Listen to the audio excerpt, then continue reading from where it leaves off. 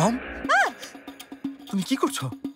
আগে বলো তুমি কি করছো? যাই করতে চাই হুট করে সামনে চলে আসো। তোমার সমস্যাটা কি আসলে বলো তো? আমি সামনে না আসলে না জানি কি করে বসতে। আমি আর কি করব? আমি শুধু এখানে জেনেবকে গুড নাইট জানানোর জন্য এসেছি। মম প্লিজ, আমি তোমাকে অনুরোধ করছি, তুমি যা জানো সবকিছু ভুলে যাও, মুছে ফেলো মাথা থেকে সব। ভাবো কিছু শোনোনি, কিছুই জানো না। আমি কি শুনেছি ফাতি? হ্যাঁ, কি জেনেছি শুনি? আমি শুধু জেনেবের আরে থামো। মম, মম। কি হচ্ছে এখানে?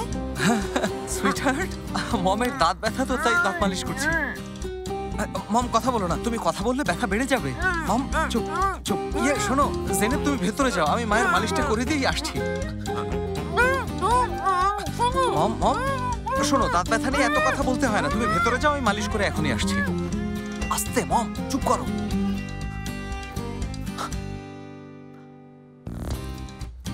প্লিজ তুমি ঘরে যাও মম। যাবো না, আমি সকাল পর্যন্ত এখানে আছি। আমিও থাকবো।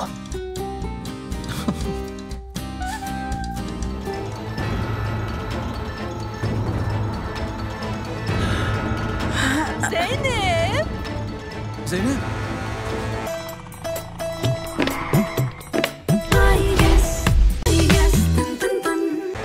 তোমার কাছে একটা চিঠি এসেছে।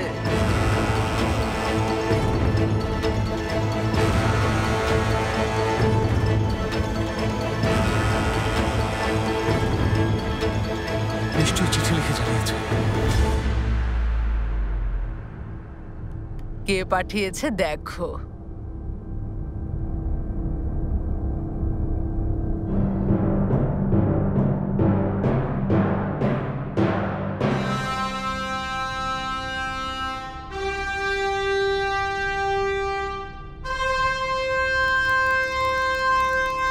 জেনেব, জেনেব থামো।